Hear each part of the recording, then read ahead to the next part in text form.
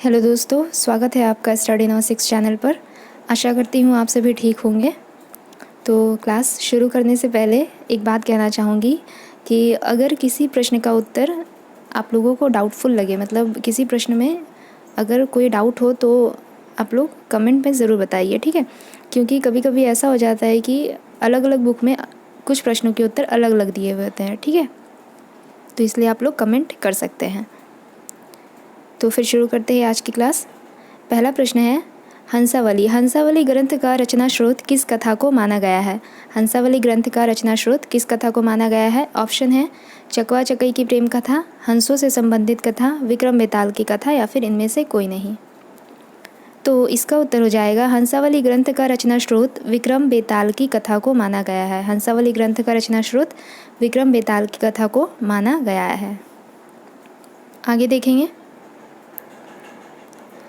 हंसावली ग्रंथ के रचनाकार कौन है? हंसावली ग्रंथ के रचनाकार है असाइत। हंसावली ग्रंथ के रचनाकार रहे असाइत। इसके आगे है डॉक्टर नगेंद्र। डॉक्टर नगेंद्र और गणपति चंद्रगुप्त के अनुसार, डॉक्टर नगेंद्र और गणपति चंद्रगुप्त के अनुसार जो असाइत थे वे प्रथम कवि माने गए हैं। मतलब डॉक्टर नगेंद्र और गणपति चंद्रगुप्त ने असाइत को प्रथम सूफी कवि माना है। मोतीलाल मेनारिया। मोतीलाल मेनारिया ने हंसावली ग्रंथ की भाषा क्या मानी है? राजस्थानी हिंदी। मोतीलाल मेनारिया ने हंसावली ग्रंथ की भाषा क्या मानी है? राजस्थानी हिंदी। आगे देखते हैं, दूसरा नंबर प्रश्न है, किस प्रेमाख्यानक काव्य का एक नाम लोर कहाया लोर कथा भी है? किस प्रेमाख्यानक काव्य का एक नाम लोर कहाया लोर कथा भी है? ऑप्शन है माधवानल कामकंदला, मधुमालती, रूपमंजरी या फिर चंदायन। माधवानल, मधुमालती, रूपमंजरी या चंदायन। तो इसका उत्तर हो जाएगा चंदायन।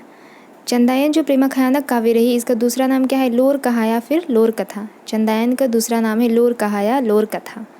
किसने कहा है? मतलब चंदायन को यह नाम किसने दिया है? तो माता प्रसाद गुप्त ने। चंदायन को लोर कहा या लोर कथा माता प्रसाद गुप्त ने कहा है, ठीक है। चंदायन की भाषा क्या रहती है? अवधी। चंदायन की भाषा रहती है अवधी और चंदायन के रचयिता रहते हैं मुल्ला दाऊद। चंदायन की भाषा अवधी, चंदायन के रचयिता मुल्ला दाऊद, जिन्हें रामकुमार वर्मा ने प्रथम सूफी कवि माना है। पीछे हम लोगों ने क्या पढ़ा कि डॉक्टर गणपति चंद्रगुप्त और डॉक्टर नगेंद्र ने, मतलब गणपति चंद्रगुप्त और डॉक्टर नगेंद्र जो थे उन्होंने असाइद को प्रथम सूफी कवि माना, परंतु यहाँ पर रामकुमार वर्मा ने मुल्ला दाऊद को प्रथम सूफी कवि माना है जो चंदायन के रचयिता रहे, ठीक है। आगे देखेंगे, तीसरा नंबर प्रश्न है, सूफी काव्यधारा के किस ग्रंथ में बहुपत्नीवाद का विरोध किया गया है? सूफी काव्यधारा के किस ग्रंथ में बहुपत्नीवाद का विरोध किया गया है? ऑप्शन है ज्ञानदीप, चित्रावली, मधुमालती या फिर इनमें से कोई नहीं। ज्ञानदीप, चित्रावली, मधुमालती या फिर इनमें से कोई नहीं। तो इसका उत्तर हो जाएगा, तीसरा नंबर प्रश्न का उत्तर हो जाएगा मधुमालती। मधुमालती नामक ग्रंथ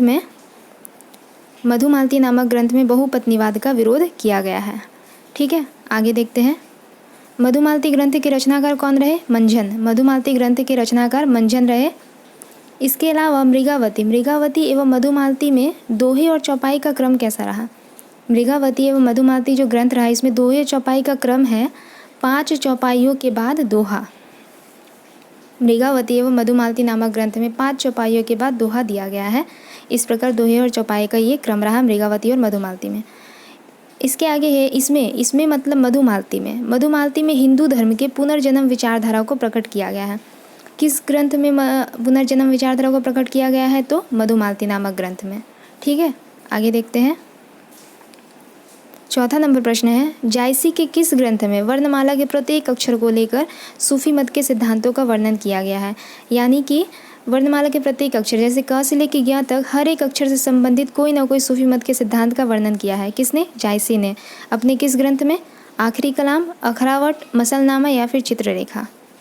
तो इसका उत्तर हो जाएगा अखरावट। जायसी ने अपने अखरावट नामक ग्रंथ में वर्णमाला के प्रत्येक अक्षर को लेकर सूफी मत के सिद्धांतों का वर्णन किया है। आगे देखते हैं, ये सभी जायसी की रचनाएं हैं। कौन सभी? यहाँ पर जो है क नंबर में आखिरी कलाम, अखरावट तो है ही, मसलनामा, चित्ररेखा, ये सभी जायसी की रचनाएं हैं। जायसी शेर शाह के समकालीन थे। किसके समकालीन थे? शेर शाह सूरी के समकालीन थे। जायसी के गुरु कौन रहे? सूफ़ी फ़कीर शेख मोहिदी। जायसी के गुरु रहते हैं सूफ़ी फ़कीर शेख मोहिदी। जायसी द्वारा रचित जो चित्ररेखा ग्रंथ है यह एक लघु प्रेमाख्यानक काव्य है। जायसी द्वारा रचित चित्ररेखा एक लघु प्रेमाख्यानक काव्य है। और जो आखिरी कलाम है यह भी जायसी की ही रचना है। आखिरी कलाम में क़यामत का वर्णन किया गया है जिसमें बाबर की प्रशंसा की गई है। आखिरी कलाम में क़यामत का वर्णन किया गया है। तो अगर प्रश्न पूछा जाए कि जायसी के किस ग्रंथ में क़यामत का वर्णन है तो उत्तर हो जाएगा आखिरी कलाम। आगे देखेंगे। 5वां प्रश्न है, आचार्य रामचंद्र शुक्ल ने जायसीकृत मतलब जायसी द्वारा रचित कितने ग्रंथों का उल्लेख किया है? ऑप्शन है 5, 4, 2, 3। आचार्य रामचंद्र शुक्ल ने जायसी द्वारा रचित 3 ग्रंथों का उल्लेख किया है। ठीक है, आचार्य रामचंद्र शुक्ल ने जायसी द्वारा रचित 3 ग्रंथ किया है। और वे 3 ग्रंथ कौन कौन से हैं? आखिरी कलाम, पद्मावत और अखरावट। आखिरी कलाम, पद्मावत और अखरावट। आगे देखेंगे। 6 नंबर प्रश्न है, पद्मावत को हिंदी में अपनी ढंग की अकेली ट्रैजिक कृति किस आलोचक ने कहा है? पद्मावत को हिंदी में अपने ढंग की अकेली ट्रैजिक कृति किस आलोचक ने कहा है? ऑप्शन है नंद दुलारे वाजपेयी, डॉक्टर नगेंद्र, गणपति चंद्र गुप्त या फिर विजय देव नारायण शाही। वाजपेयी जी, नगेंद्र जी, गुप्त जी या फिर विजय देव नारायण शाही। तो इसका उत्तर हो जाएगा घ नंबर, विजय देव नारायण शाही ने पद्मावत को हिंदी में अपने ढंग की अकेली ट्रैजिक कृति कहा है। विजय देव नारायण शाही ने पद्मावत को हिंदी में अपने ढंग की अकेली ट्रैजिक कृति कहा है। कोई भी प्रश्न का उत्तर मैं 2-3 बार रिपीट इसलिए कर दे रही हूँ क्योंकि सुनने से मेरे ख्याल से वो ज़्यादा याद रहता है, इसलिए। ठीक है। 7वां नंबर प्रश्न है, पद्मावत इनमें से क्या है? मुक्तक, प्रबंध, खंड या फिर महाकाव्य? तो इसका उत्तर हो जाएगा पद्मावत एक प्रबंध काव्य है। पद्मावत एक प्रबंध काव्य है। ठीक है। प्रबंध काव्य क्या होता है? ऐसा काव्य जिसमें किसी भी घटना मतलब जिस भी घटना या फिर चरित्र का वर्णन किया जा रहा है उनका क्रमबद्ध रूप से वर्णन किया जाता है। बीच में कहीं भी वह क्रम टूटता नहीं, किसी दूसरी कथा को नहीं उसमें ढुकाया जाता है, ऐसा कुछ नहीं होता है। बिल्कुल शुरू से लेकर अंत तक क्रमानुसार ही वर्णन किया जाता है उस घटना का या फिर उस चरित्र का, जिस भी इंसान के बारे में वर्णन किया जा रहा हो उस ग्रंथ में, प्रबंध काव्य इत्यादि जो भी है। ठीक है, तो इसे ही प्रबंध काव्य कहेंगे। फारसी में रौजतुल हकायक की रचना किसने की? फारसी में रौजतुल हकायक की रचना किसने की है? तो ऑप्शन है उस्मान, जान कवि, नूर मोहम्मद या फिर इनमें से कोई नहीं। उस्मान, जान कवि, नूर मोहम्मद या फिर इनमें से कोई नहीं। तो इसका उत्तर हो जाएगा नूर मोहम्मद। फ़ारसी में रौजतुल हकायक की रचना नूर मोहम्मद ने की है। फ़ारसी में रौजतुल हकायक की रचना किसने की है? नूर मोहम्मद ने की है।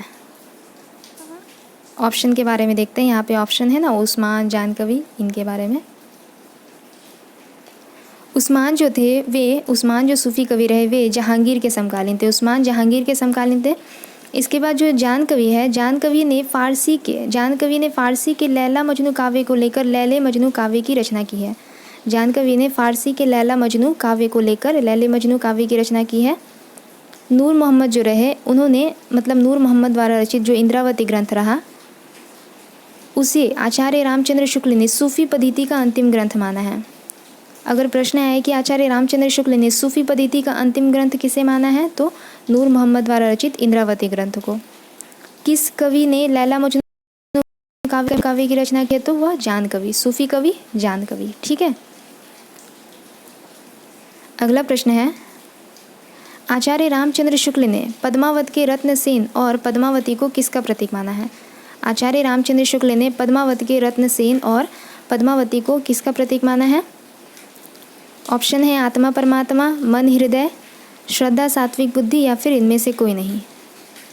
तो इसका उत्तर हो जाएगा आचार्य रामचंद्र शुक्ल ने रत्नसेन और पद्मावती को आत्मा परमात्मा का प्रतीक माना है। यानी कि रत्नसेन जो रहे वह आत्मा के प्रतीक रहे और पद्मावती जो थी वह परमात्मा की प्रतीक मानी जाती है। यहाँ पर जो ख नंबर में मन का अर्थ ही आत्मा है और हृदय आगे देखेंगे। और जो ग नंबर में श्रद्धा और सात्विक बुद्धि, इसका अर्थ है परमात्मा। श्रद्धा, सात्विक बुद्धि, परमात्मा, मन मतलब आत्मा। ठीक है। तो यानी कि हम लोग आत्मा परमात्मा, जैसे रत्नसेन और पद्मावती किसके प्रतीक रहे? आत्मा परमात्मा।